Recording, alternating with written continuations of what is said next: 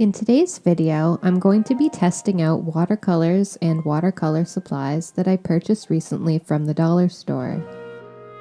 When I was a kid, a lot of my art supplies came from places like the dollar store, and it's still somewhere that I love poking around if I'm looking for a project idea. I like to repaint things like figurines or unique home decor items, and the dollar store or thrift store are great places to find things like that. I don't usually get supplies there anymore though, other than a cheap liquid acrylic paint and some poster board. I find that historically, at least in my experience, dollar store supplies like paint and pencils tend to be on the shoddy side, like rose art levels of cheap. Though now I've noticed that the dollar store tends to get some name brands every so often, like Crayola products. But I was browsing the aisles the other day looking for hot glue sticks when I noticed what looked like a bootleg Kuretake metallic paint set.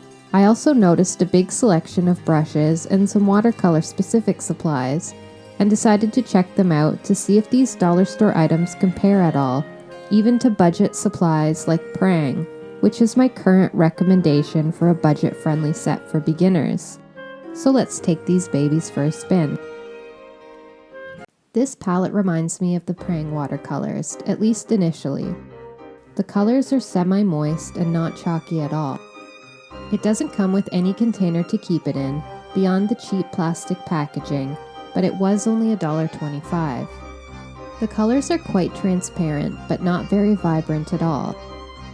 I wanted to test out the dollar store watercolor paper at the same time, seeing how each of the paints work on it. I'm not crazy about the texture of it. It's really too textured. It feels almost like old human skin, not at all like the texture of regular watercolor paper. It kind of gives me the creeps.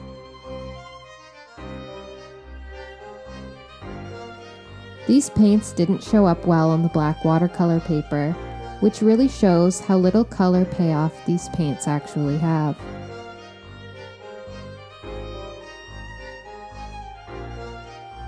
These watercolors come in a nice array of colors, but these are really chalky. I sprayed them with water and they immediately sucked it all up. If I had to compare this palette to anything, it would be the Artist Lofts palette from Michaels, though I have to say that I do prefer the latter. I like that it comes in a little tin, and the brush that it came with wasn't the worst. Even if I don't use the paint again, I think the $2 was worth it just to reuse this little tin. I can use it to make my own portable little palette with tubes. The colors aren't very transparent at all, but more vibrant than the first palette. I was really surprised at how well it showed up on the black paper, pretty much exactly like chalk would. They also dry the quickest of any of the paints I'm trying today. This is the palette that really inspired this video, mostly because I wanted an excuse to buy it. I immediately recognized it as a bootleg of the Kuretake Gansai Tambi metallic palette, something that I've had my eye on for a while. I love my Kuretake watercolors, and probably use them more than any other watercolors, so I was really looking forward to testing it out to compare them, and I was really pleasantly surprised. They have an amazing color payoff, especially on the black paper. If you're someone who's into calligraphy, these would probably be great for you. I even compared them to the Kuretake gold that came inside my set, which was more of a blue gold, and I could see myself using the dollar store versions more for adding in gold or metallic details over the real version, though I don't think they would be in archival quality or have any real light fastness rating, meaning that I don't know how long they would last on a painting.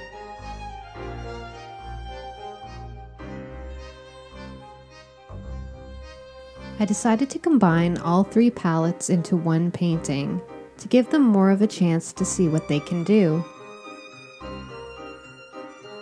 Initially, I was going to use the dollar store watercolor paper, but I really hated it and don't think it would be a good indication of how well the paints perform.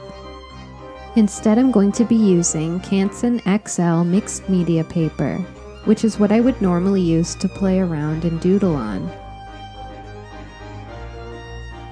I'm using the first semi-moist palette for the background because it's the lightest and most transparent of all the watercolors. It also lifts very well, which means that mistakes are easy to touch up without staining the paper. I find that it lifts easily even when dry, which can be good to touch things up, but would be nearly impossible to achieve a nice glazing effect. This paint also dries pretty slowly.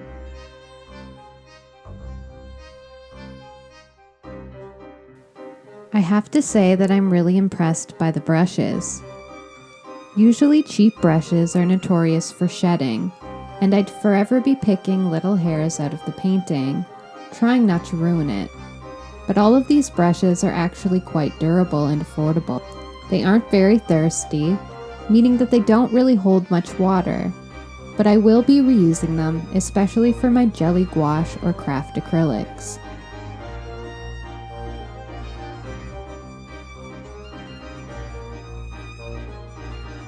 I'm using the chalky palette for the foreground because they're so much more vibrant and opaque than the other paints. I'm really not a fan of the chalky texture. I didn't really notice until I started painting with these paints, but they are actually quite glittery. It's also very hard to control this paint, and though I can fix it up, because it does reactivate well with some water, it does tend to stain the paper.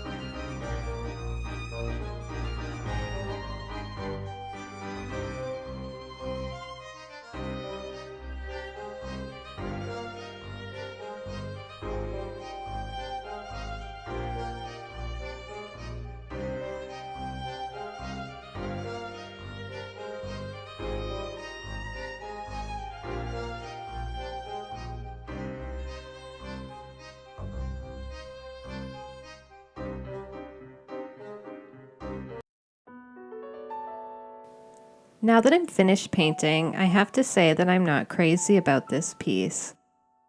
It's one of those situations where I much preferred my line art. Good art supplies certainly don't need to be expensive, but it's really more about whether or not they feel good to use. That's why I didn't enjoy painting this, though it was a bit of a challenge. The problem I really encountered was when I was lining the painting. I didn't ink it before I painted it because the chalky palette was too opaque, and I ended up clogging my liner pen by going over it once it was all dry. I should have just used pencil. Oh well. There were, however, a couple supplies that really did stand out. Like I mentioned earlier, I was pleasantly surprised by the quality of the paintbrushes. I even prefer them to some of the cheaper ones that I bought for a few dollars more from Michael's, especially the big flat wash brush. The other big standout were the bootleg Kuritakes. I did a painting using just those paints on my black Stonehenge watercolor paper, and I really did like the way that it turned out. That dollar store watercolor paper, though, was the absolute worst of all of it, though I might be able to still use it in a craft project. We'll see. For now, I'm just going to chuck it into the hoard. The dollar store is a great place to get ideas for an arts and crafts project, even more so now than when I was a kid. It seems like they are really getting more competitive and are stepping up their game in terms of quality. I'll be keeping my eye out in the craft aisles in the future, that's for sure. Thank you so much for watching, and until next time, stay safe and stay creative.